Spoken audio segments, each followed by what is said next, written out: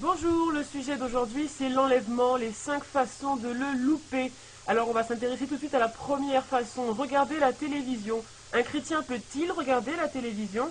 Alors on va définir les termes de cette question de manière scolaire pour pouvoir mieux y répondre. Alors un chrétien c'est quoi? C'est une personne qui marche comme Christ a marché, c'est quelqu'un qui se sanctifie, qui est hors du monde, qui est le péché, qui marche par l'esprit. Un chrétien c'est le sel de la terre, la lumière du monde. Et la télévision, qu'est-ce que c'est? Eh bien, on peut définir la télévision comme Sodome et Gomorrhe, comme le monde, comme un lieu de débauche, de fornication, d'adultère, de luxure. C'est un lieu d'adoration des différents faux dieux. En fait, la télé, c'est le guide pratique pour vivre selon la chair. Alors on trouve à la télé essentiellement des émissions et des films qui font la gloire de Satan, puisqu'ils exaltent la fornication, l'homosexualité, le vol et le mensonge. Alors on va s'arrêter un instant sur donc le cas de la télévision qui nous concerne tous en prenant l'exemple de la série 24 heures chrono, très connue, très populaire. Donc 24 heures chrono, c'est un monde dans lequel bien évidemment Dieu n'existe pas. Les problèmes les plus graves de la planète sont résolus par les hommes, un en particulier au-dessus des lois, meurtriers, cruels, violents, menteurs, fornicateurs, adultères, blasphémateurs, qui pratiquent la torture. La liste est longue, mais la série est faite de telle sorte que l'action ne vous permet plus de garder des distances par rapport à cela. Donc le chrétien qui va regarder cette série aura le cœur emporté dans une succession d'événements, mais finalement de péchés proposés donc par celle-ci. Et il va évoluer dans une atmosphère qui déplaît fortement à Dieu, mais va se dire je ne regarde que pour l'intrigue, qui est certes passionnante, mais en oubliant que le prix de ce divertissement, c'est de fortement déplaire à l'Éternel. Et pourquoi on déplaît à l'Éternel? Qu'est-ce qu'il y a de mal à regarder 24 heures chrono? Eh bien la Bible dit de s'éloigner, d'éloigner nos yeux de l'iniquité, de ne pas toucher à ce qui est impur pour être accueilli par Jésus, de se préserver des souillures du monde, de sortir du monde, de ne pas aimer ce qui est dans le monde, car l'amour du monde est inimitié contre Dieu. Sans compter que Jack Bauer, le héros de cette série, est apparenté à un sauveur pour l'humanité. Alors, les francs-maçons qui contrôlent toute cette industrie cinématographique veulent effacer de la mémoire des gens Dieu.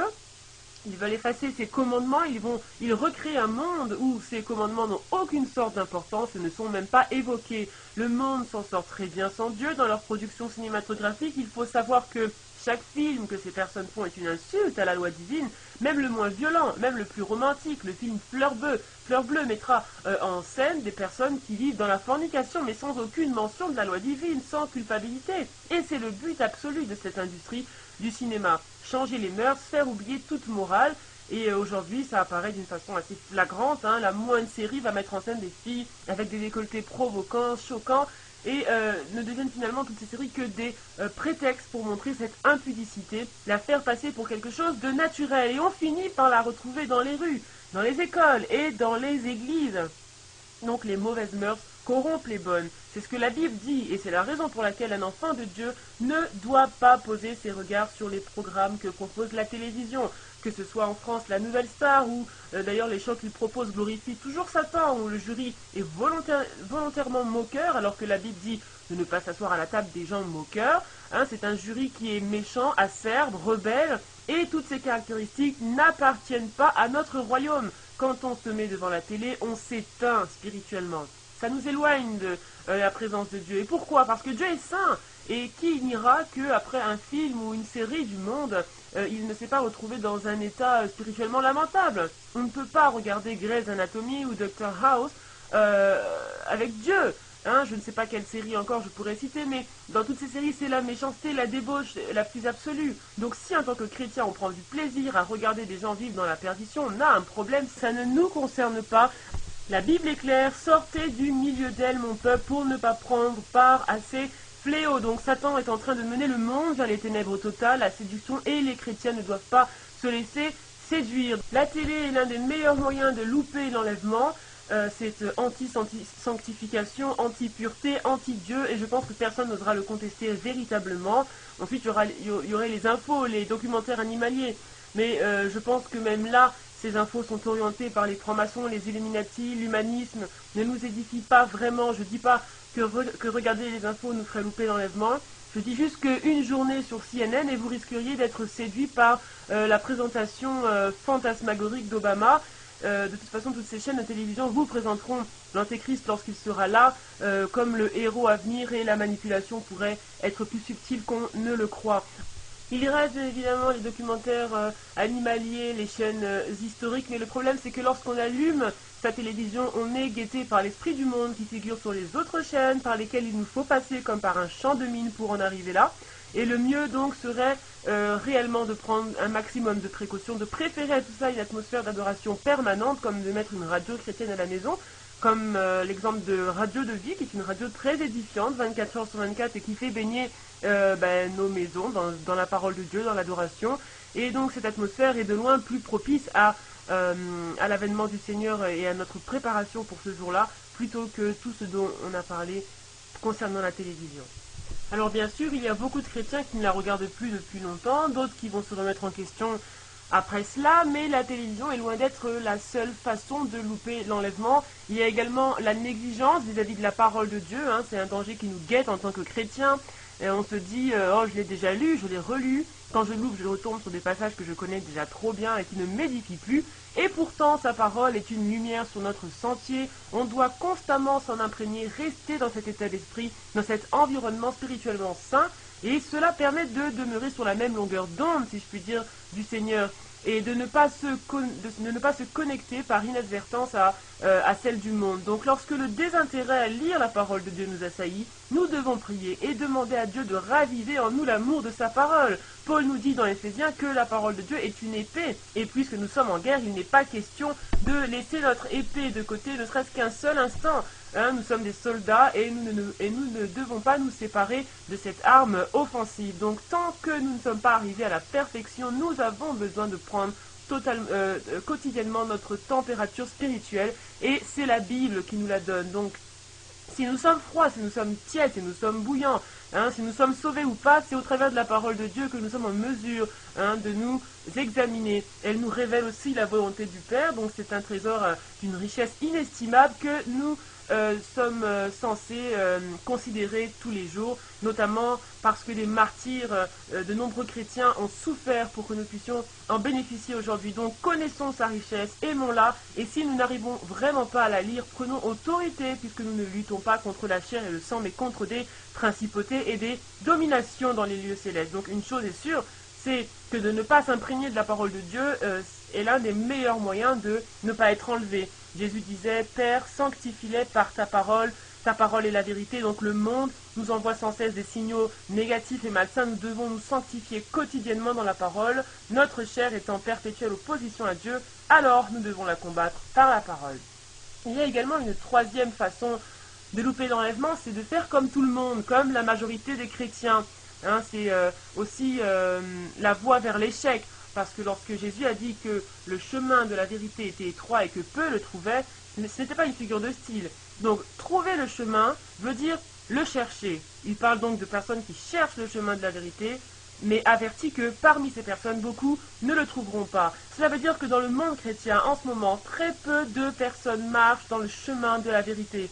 Beaucoup prennent le chemin large, et on le voit avec le phénomène des méga-churches et où une large communauté de chrétiens ont accepté un autre évangile, un autre esprit, un autre Christ. Et nous, où sommes-nous? Comment entrer dans ce chemin étroit? Il y a quelque chose que Jésus a dit dans la Bible, qui n'est presque jamais prêché, et qui semble pourtant décisif pour être accepté dans son royaume.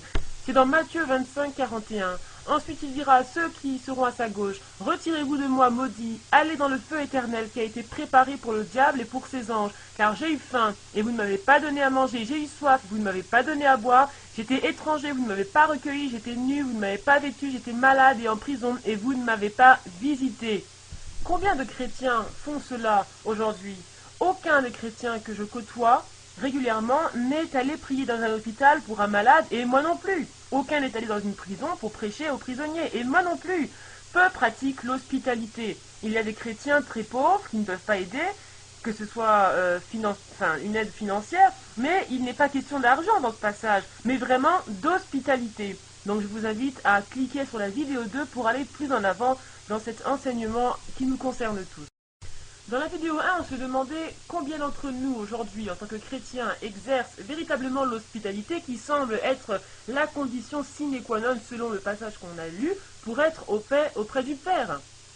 Alors, sommes-nous devenus érudits, théologiens, au point d'oublier que l'hospitalité est le b.a.-ba de la vie chrétienne?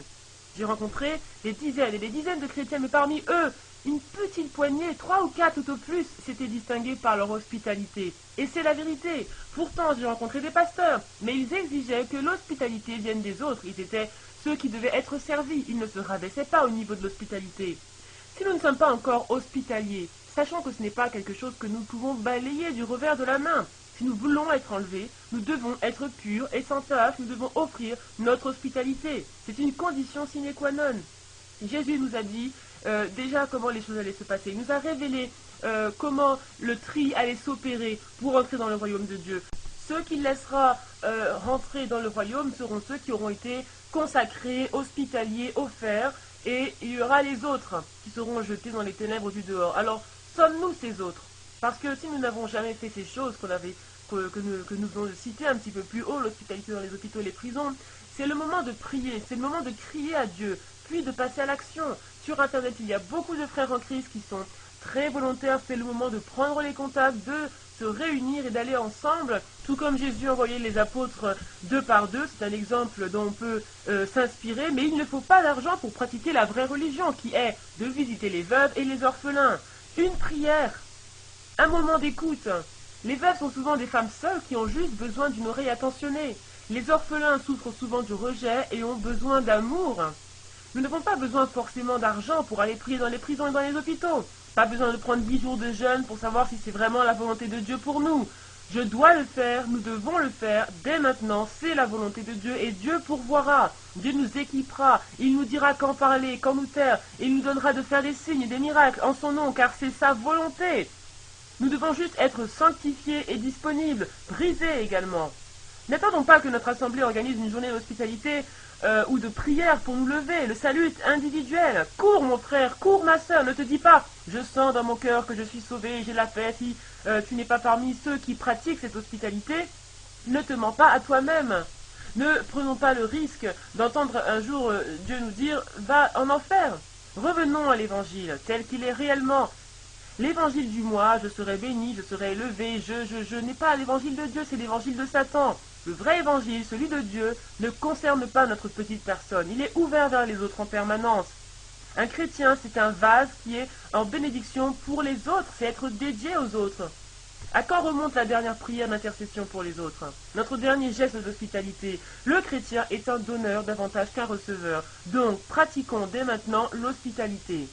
Il y en a qui disent que je me prends pour une personne parfaite, sous prétexte que je dénonce certaines choses, que je parle de certaines personnes. Mais si ils disent cela, ils ne connaissent alors peut-être pas le Nouveau Testament, où Paul, qui n'a cessé de dénoncer nommément les loups, était aussi le même qui disait « je veux faire quelque chose et je n'y arrive pas, et ce que je ne veux pas faire, je le fais, ce que je veux faire, je ne le fais pas ».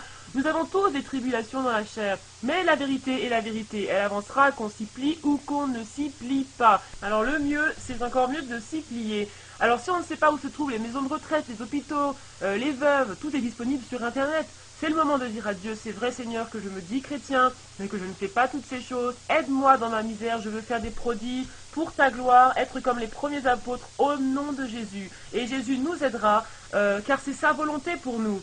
Sa volonté n'est pas que nous faisions du rap chrétien, du hip-hop chrétien, du rock chrétien, qu'on ressemble aux mondains pour les gagner. Sa volonté, c'est qu'on se dissocie totalement d'eux pour les gagner, et qu'on brille comme une lumière dans ces ténèbres. Alors, la quatrième façon, qui est corollaire à celle-ci, de rater l'enlèvement, c'est de marcher autrement que par l'amour. Un chrétien doit marcher en permanence dans l'amour. L'amour des autres, l'amour de ceux qui ne sont pas aimables, l'amour des ennemis.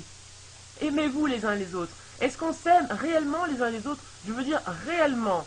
Aimez-vous les uns les autres. Est-ce qu'on aime seulement ceux qui nous aiment? Parce que Jésus dit que si nous faisons cela, nous ne sommes pas mieux que les mondains. Sommes-nous différents des mondains dans notre façon d'aimer? Aimez-vous les uns les autres. Méditons vraiment sur ce passage. Prions le Seigneur de nous emmener à aimer comme lui, il aime. Avez-vous déjà eu l'expérience de la présence de Jésus dans votre esprit, dans votre âme, dans votre corps? Quand Jésus vous remplit et vous envahit, que se passe-t-il? Vous avez envie d'aimer tout le monde, de prendre un passant dans vos bras, de lui dire que vous l'aimez, qu'importe qui il est, ce qu'il a fait. Vous êtes rempli d'une puissance de Dieu dont la seule définition est l'amour suprême. On aime tout le monde dans cet état-là. Les bons, les méchants, les musulmans, les païens, tout le monde, c'est une rivière d'amour. Mais combien de fois dans notre vie chrétienne avons-nous déjà été remplis de cet amour de Dieu? 2 fois, 3 fois? Nous devons marcher en permanence dans l'amour, dans cet amour véritable du Seigneur. Parce que l'amour, c'est son essence. Dieu est amour. Ce n'est pas qu'il est de temps en temps, il est en permanence. Donc si nous sommes chrétiens, si nous sommes ses enfants, nous devons être à son image, l'amour. Alors oui, il y a la chair, oui, c'est difficile, c'est exténuant. Mais c'est ce à quoi nous sommes appelés si nous avons donné notre vie au Seigneur Jésus-Christ. Si nous nous contentons d'un cœur sec et limité, arrosé de temps en temps un peu d'amour, ça ne suffira pas pour aller à la rencontre du Seigneur. La Bible dit qu'il y aura des grincements de dents en enfer, des gens qui ne s'attendaient pas à s'y retrouver, qui se pensaient chrétiens.